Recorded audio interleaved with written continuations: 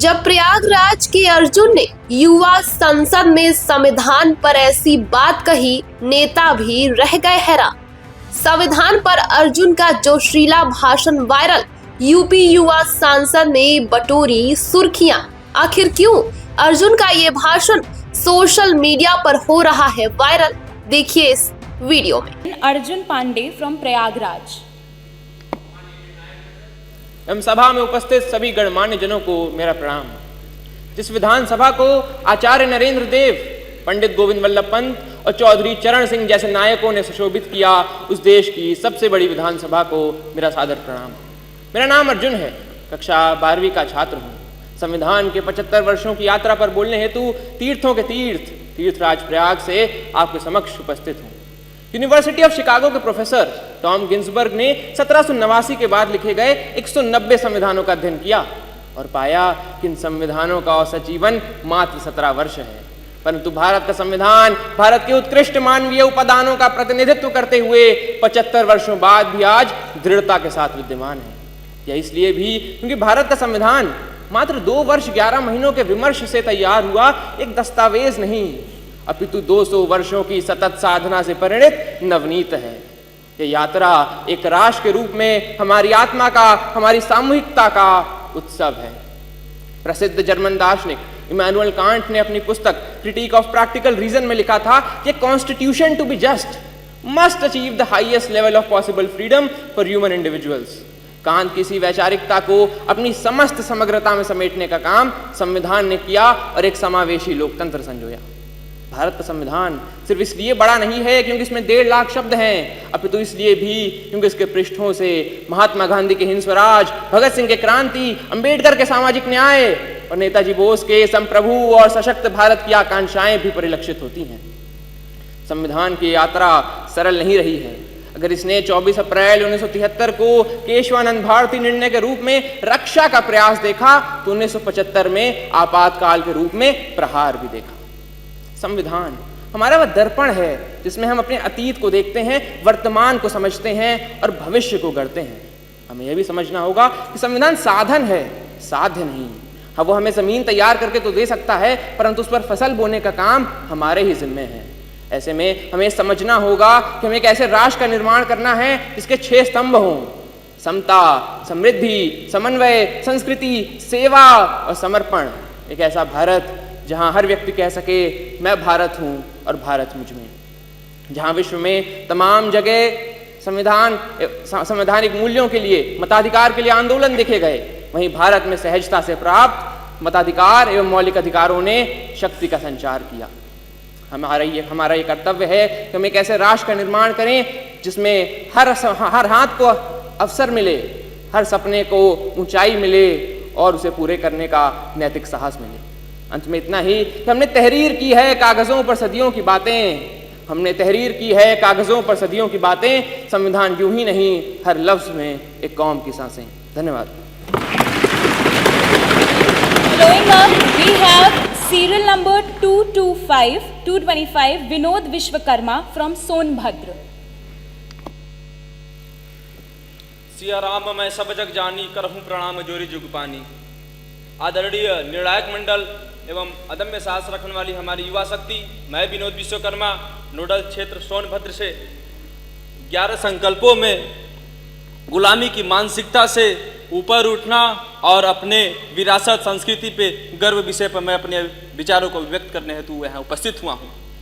मानवर हमें हजारों वर्षों तक मानसिक रूप से गुलाम बनाया गया और हमसे कहा गया कि तुम्हारे पास आर्किटेक्चर नहीं थे। अरे उन्हें कौन बताए कि हमारे पास एलोरा, हमारे पास अजंता, हमारे पास मोहनजोदाड़ो, हमारे पास। और जब विश्व में भाषाएं नहीं थी तब हमारे यहाँ वाल्मीकि जी ने कविताएं लिख डाली और संगीत जो 8000 वर्ष पहले हमारे यहाँ सामवेद में लिख दिया गया। और इसके बाद कहते हो कि तुम्हारे यहाँ क्या था? अरे हम वही हैं, हमें पहचानो, हम वही हैं जो एक बाढ़ से धरती से धरा निकाल दिए और एक ही उंगली पे गोवर्धन पर्वत उठा लिया। मान्यवर, हम मारना भी जानते हैं, बचाना भी जानते हैं जब युद्ध की बात आएगी तो हमारे लिए फाइटर जहाज भी हमने बनाए हैं, और जब जिंदगी में सांसें टूटने लगी तो हम ही ने वैक्सीन बनाकर लोगों की जानें बचाई हैं। महोदय, हमारी संस्कृति विष पीकर अमृत दान करने वाली संस्कृति है। हम शिव के वंशज हैं, विष पीते हैं, उगलते नहीं। अयम निजः प्रवृत्ति गणनाम लघु चेत सामुदार चरिता नाम तु वसुधैव कुटुंबकम। ये हमारा भाई है, ये हमारा भाई नहीं है, ऐसी गणना छोटे हृदय वाले करते हैं। हम उदार हृदय वालों के लिए तो समस्त परिवार ही हमारा, समस्त विश्व ही हमारा परिवार है। कि काले गोरे का भेद नहीं, हर दिल से हमारा नाता है। कुछ और नाता हो, हमें प्यार निभाना आता है। जीते हो किसी ने देश तो क्या, हमने तो दिलों को जीता है। जहां नर में है राम अभी, नारी में अभी तक सीता है। इतनी ममता जहां नदियों को माता कह के पुकारते हैं, इंसान तो क्या पत्थर भी पूजे जाते हैं। इस धरा पर मैंने जन्म लिया, ये सोच कर मैं इतराता हूं, भारत का रहने वाला हूं, भारत की बात सुनाता हूं। हमें अपने संस्कृति पर गर्व होना चाहिए, हमें अपनी विरासत पर गर्व होना चाहिए, क्योंकि 2047 तक विकसित राष्ट्र की जो परिकल्पना है वो तभी पूरा होगा जब हमें अपनी संस्कृति, अपने संस्कार को पता होगा। इसी चंद शब्दों के साथ मैं अपने वाणी को विराम देता हूं। जय हिंद, जय भारत, जय जवान, जय किसान, जय विज्ञान, जय अनुसंधान। Following the previous pattern, we have Vivek Kumar, serial number 11 from Aligarh. हजारों साल पुरानी सभ्यता की कीर्ति बड़ी महान है। हजारों साल पुरानी सभ्यता की कीर्ति बड़ी महान है, और मैं उस देश का नागरिक हूं जिसके हृदय में गीता, कुरान और सर माथे संविधान है। मैं अलीगढ़ से विवेक कुमार, मैं नमन करता हूं सदन की गरिमा को। मैं नमन करता हूं इस भारत की अमृत काल में भारत की पताका को पूरे विश्व भर में लहराने वाली शिवा शक्ति का और भौतिक संपदा के धनी हमारे निर्णायक मंडल का मैं नमन करता हूं। मेरा टॉपिक है संविधान के वो 11 संकल्प जो हमारे यशस्वी प्रधानमंत्री नरेंद्र मोदी जी ने उस सदन में दिए। भारत का हर नागरिक, भारत का हर युवा, चुना हुआ प्रतिनिधि, हर लोग अपने कर्तव्य का निर्वहन करें और हर क्षेत्र में सरकारी योजनाएं पहुंचाएं, हर वर्ग में सरकारी योजनाएं पहुंचाएं। भ्रष्टाचार के प्रति जीरो टॉलरेंस हो। गुलामी की मानसिकता से तो हम बाहर आ गए, लेकिन जब हमारा देश आजाद हुआ था तब विदेशी कह रहे थे कि ये देश ज्यादा टिक नहीं पाएगा, लेकिन उन्हें क्या पता था कि आज देखिए भारत तीसरी सबसे बड़ी अर्थव्यवस्था बनने जा रहा है। गुलामी की मानसिकता से तो हम कोसों दूर हैं। भ्रष्टाचार के प्रति जीरो टॉलरेंस ये नरेंद्र मोदी जी का कहना है। और ये जो आप देख रहे हैं ना, सत्यमेव जयते, सिंह की गर्जन की भांति।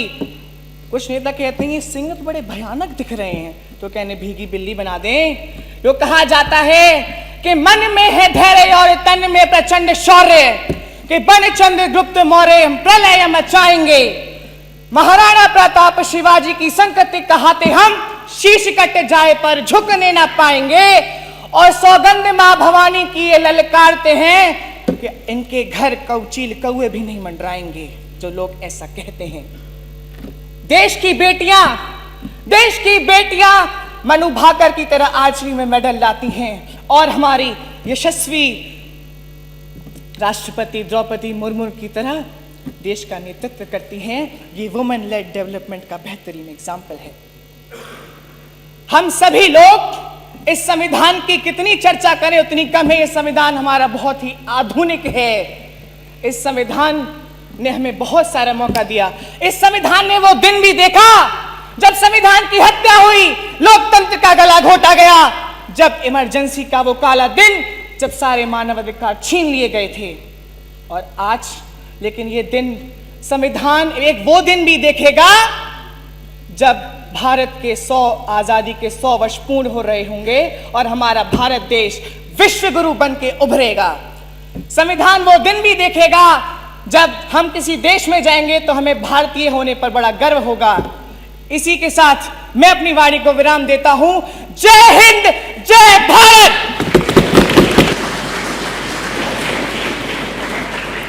We have Sania Hassan, serial number 12 from Aligarh.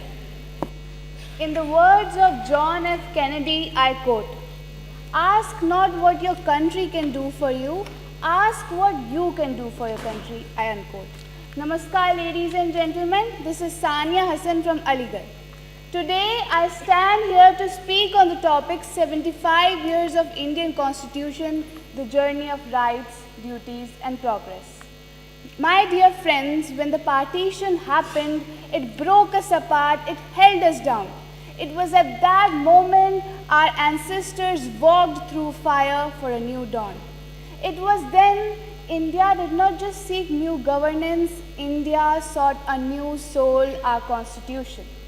Our Constitution is a living proof to those who doubted that our country would not survive the time of partition. We have risen from colonial chains to becoming world's 5th largest economy. We, the people in the beginning of the Constitution, are not just 3 words, they are our people, the belief that we Indians are the soul of this democracy. Dear young generation, do not forget that when India broke free from British rule, it was not just shift of power, it was birth of our freedom. It was then our Constitution gave us rights as a promise that we Indians shall never bow to colonial oppression ever again. From Kesav Nanda Bharti case to Vishakha guidelines, our rights have evolved with time just as our land did. Just as our land did. Our rights empower us, but our duties define us. What is right to speech if we do not use it to spread truth? What is right to education if we do not ensure that every child sits in a classroom?